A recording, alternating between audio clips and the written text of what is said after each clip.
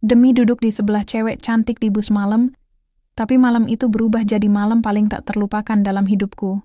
Di sebuah warung kopi sederhana dekat Terminal Purabaya, aku duduk bareng Andi, sahabat lama sekaligus partner curhat di perantauan.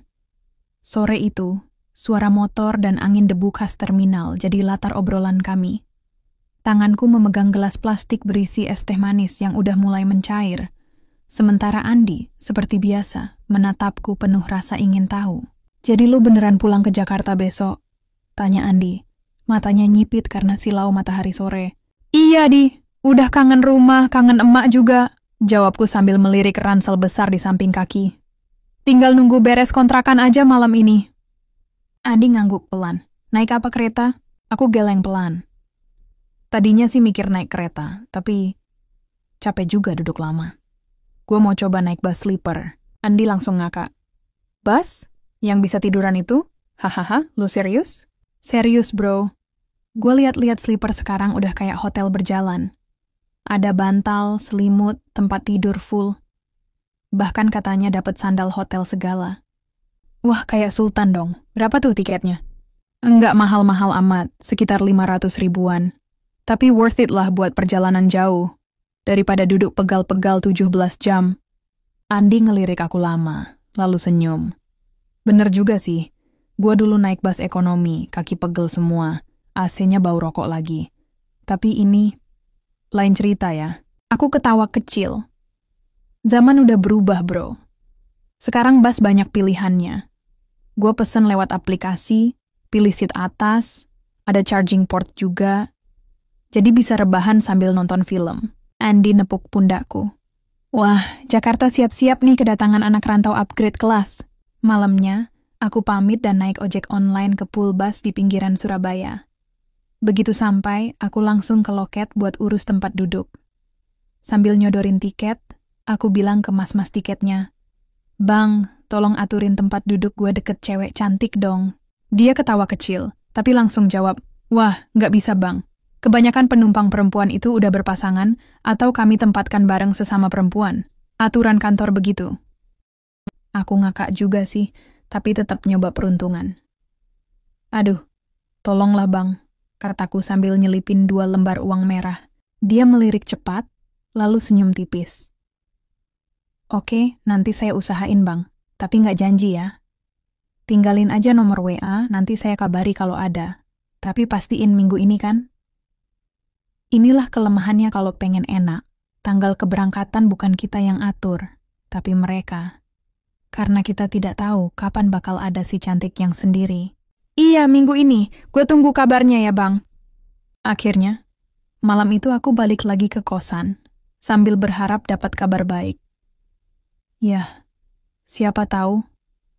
Keberuntungan anak rantau kadang datang dari warung kopi, tiket bus, atau bahkan dari nomor WA yang disimpan diam-diam oleh petugas loket. Tak lama berselang, HP-ku pun berbunyi. Sebuah pesan masuk. "Ada nih bang, keberangkatan lusa. Mau nggak?" Aku pun langsung menjawab, "Oke bang, siap." Hatiku pun senang. Aku memang petualang. Uang 200 RB mungkin bisa buat jajan. Banyak perempuan menjajakan jasanya dengan harga segitu. Tapi apa seninya aku butuh tantangan. Hari Selasa itu langit Surabaya agak mendung. Udara lembab, dan terminal masih saja ramai dengan segala hiruk-pikuk khasnya. Aku datang lebih awal, rambut udah disisir rapi, pakai minyak wangi kesukaan yang katanya wanginya maskulin dan tahan lama. Harapannya sih, siapa tahu duduknya beneran di sebelah cewek cantik. Bukan sekadar mitos loket. Begitu naik ke dalam bus sleeper, aku langsung terkesima. Wangi harum, lampu remang-remang biru, kursi yang bisa direbahkan penuh, lengkap dengan selimut putih dan bantal empuk. Udah mirip kabin pesawat kelas bisnis. Aku cari tempat dudukku, lantai 2, bagian tengah. Dan disitulah dia. Seorang perempuan, mungkin sekitar usia 45, duduk anggun dengan gaun kasual warna biru dongker. Rambutnya disanggul rapi, wajahnya tenang, ada aroma parfum mahal yang nggak menyengat, tapi nyangkut di hidung, elegan dan penuh misteri. Aku sedikit gugup tapi tetap menyapa. Permisi, ini seat saya. Dia tersenyum. Oh iya, silakan. Aku duduk pelan, membuka selimut, dan menata bantal. Beberapa menit pertama kami hanya diam, tapi karena perjalanan panjang itu bukan waktu yang cocok buat pendiam, aku akhirnya coba buka obrolan. Mau ke Jakarta juga, Bu? Dia tertawa kecil. Jangan panggil saya Bu, ya, terlalu formal. Panggil aja Tante Rani atau Rani juga boleh. Oke, Tante Rani, saya Riko. Baru kali ini naik sleeper, ungkapku membuka pembicaraan. Dia mengangguk. Iya, biasanya naik pesawat. Tapi lagi pengen perjalanan darat. Ngerasain pelan-pelannya, lihat jalanan malam. Wah, sama. Saya juga baru pertama. Katanya sih bisa tidur nyenyak. Ungkapku menggombal, padahal aku sudah beberapa kali naik bus ini. Dia menatapku dengan mata teduh. Tidur nyenyak itu tergantung temannya juga, kan? Aku menelan ludah. Antara senang dan deg-degan. Perjalanan belum dimulai, tapi jantungku udah kayak mau finish lari maraton. Kami lanjut ngobrol tentang macam-macam, makanan favorit, kota Jakarta yang makin macet, sampai obrolan personal soal hidup dan cinta. Rani ternyata seorang pengusaha butik kecil di Malang. Ada ketenangan dalam setiap kalimatnya. Dan kadang, tatapannya membuat aku lupa ini cuman bus, bukan kafe bintang 5. Saat bus mulai melaju dan lampu kabin diredupkan, Rani menarik selimutnya dan berkata, "Kalau kamu capek, istirahat aja dulu. Tapi kalau masih mau ngobrol, aku juga belum ngantuk." Aku tersenyum. Kayaknya aku masih mau ngobrol deh, Rani. Dan malam itu, suara mesin bus jadi latar dari sebuah kisah pertemuan tak biasa. Aku duduk berdampingan dengan seorang perempuan dewasa yang punya kehangatan seperti rumah. Siapa sangka, dari sebuah warung kopi di Terminal Purabaya, perjalanan ini berubah jadi awal dari sesuatu yang lebih hangat dari sekadar selimut bus. Suara mesin bus menggumam lembut, seperti lagu Nina Bobo yang tak pernah benar-benar selesai. Di luar jendela, lampu-lampu jalan berkelebatan cepat, sementara kabin bus mulai tenang. Beberapa penumpang sudah tertidur. Ada juga yang memakai headset sambil menyandar. Aku masih duduk, bersandar setengah, mengobrol dengan Rani. Kami bicara pelan, seperti dua orang yang tahu, percakapan ini bukan obrolan biasa. Ini semacam jembatan sunyi dari satu jiwa ke jiwa lain. Anak rantau ya? Tanya Rani sambil menatap ke arah jendela. Iya, udah hampir 5 tahun di Surabaya. Kuliah, terus kerja sebentar. Sekarang, ya, pengen pulang. Nyari suasana baru. Rani mengangguk pelan. Tangannya menggenggam gelas air mineral. Jari-jarinya lentik tapi kukunya bersih dan rapi. Kadang, pulang bukan soal tempatnya, tapi soal siapa yang nunggu, ya. Aku menoleh. Iya, makanya saya kangen emak. Dia tersenyum tipis. Tapi ada sesuatu di balik senyum itu. Semacam kepedihan lama yang belum benar-benar sembuh. Aku beranikan diri bertanya, kalau Rani sendiri, di Jakarta ada yang nunggu? Dia terdiam sejenak. Lalu berkata pelan dan jujur, 2 anak. Yang satu SMP, yang satu udah masuk kuliah. Aku agak kaget, tapi langsung mengangguk. Wah, pasti kangen banget ya. Rani tertawa kecil, tapi suaranya mengandung getir. Iya, kangen. Apalagi kalau lagi sendiri begini, suka kepikiran masa lalu. Aku menatapnya, penuh rasa ingin tahu yang tak bisa ditahan. Mereka tinggal sama suami, dia menggeleng pelan. Saya janda kok, udah hampir 6 tahun. Suami saya meninggal karena sakit. Sejak itu, saya yang urus semuanya. Ada jeda panjang setelah kalimat itu. Aku diam, memberi ruang.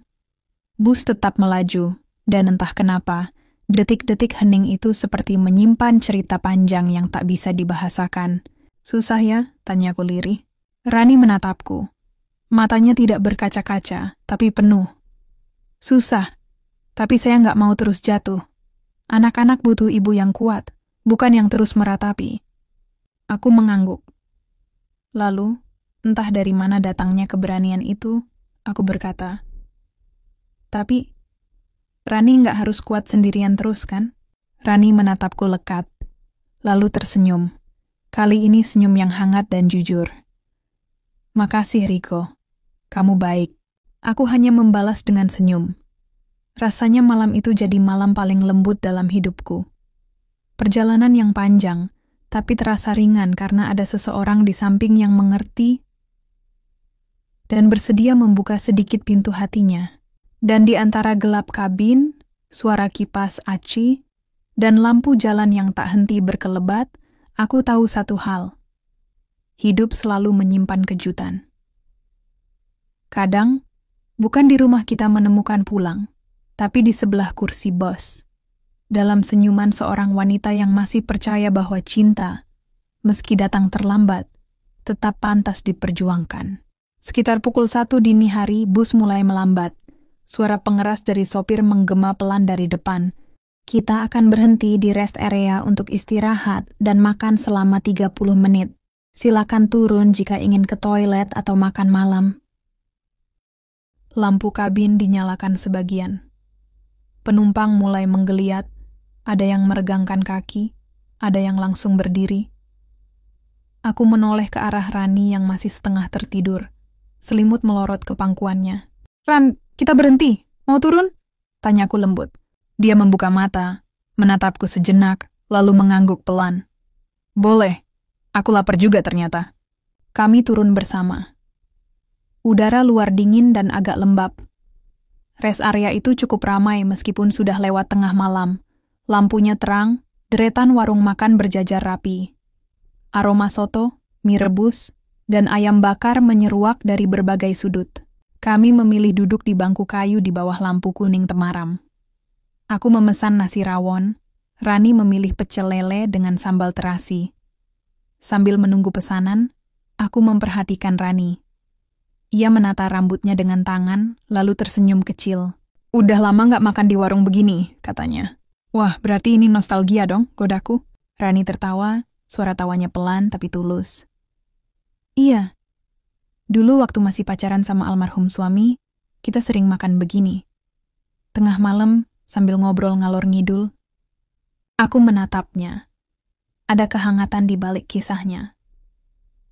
Bukan luka yang belum sembuh, tapi kenangan yang disimpan baik-baik. Makanan datang. Kami makan pelan-pelan, sambil sesekali ngobrol ringan. "Anak Rani yang paling besar kuliah di mana?" Tanyaku sambil menyeruput kuah rawon. "Di Bandung, teknik sipil. Anak yang satu lagi masih suka nonton anime, males belajar." Jawabnya sambil tertawa kecil. "Anak-anak pasti bangga punya ibu kayak kamu. Mandiri, kuat, dan masih cantik." Rani langsung menatapku. Hati-hati itu kalimat terakhir, bisa bikin aku baper. Aku ikut tertawa. Kalau baper berarti sinyalnya bagus. Kami menyelesaikan makan malam dalam suasana yang jauh dari canggung. Justru terasa seperti dua orang lama yang saling menemukan kembali. Setelah selesai, aku pun mengajaknya kembali ke bus. "Ayo Bu Rani, kita naik bus lagi," ucapku. "Kan aku udah bilang, jangan panggil Bu," katanya sambil nyubit kecil lenganku. Ada sesuatu yang berubah. Bukan cuma karena kami kenyang, tapi karena jarak antara dua orang asing mulai menguap, diganti oleh rasa nyaman yang tak bisa dijelaskan. Saat kembali ke bus, kami kembali ke kursi kami di lantai 2.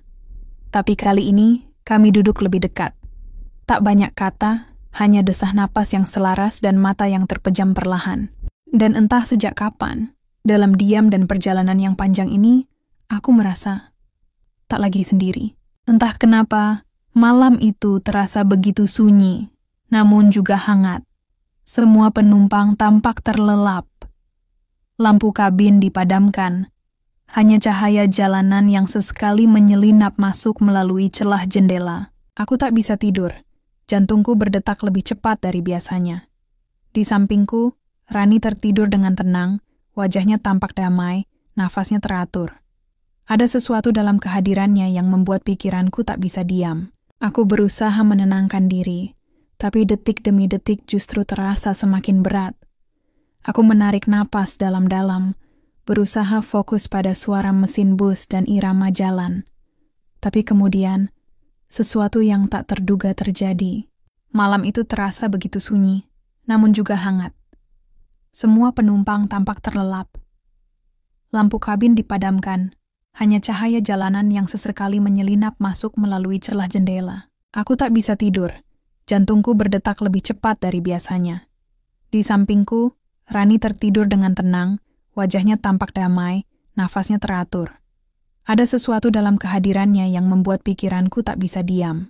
Aku berusaha menenangkan diri, tapi detik demi detik justru terasa semakin berat. Aku menarik napas dalam-dalam, berusaha fokus pada suara mesin bus dan irama jalan. Tapi kemudian, sesuatu yang tak terduga terjadi. Rani perlahan membuka matanya, menoleh ke arahku dalam redup cahaya.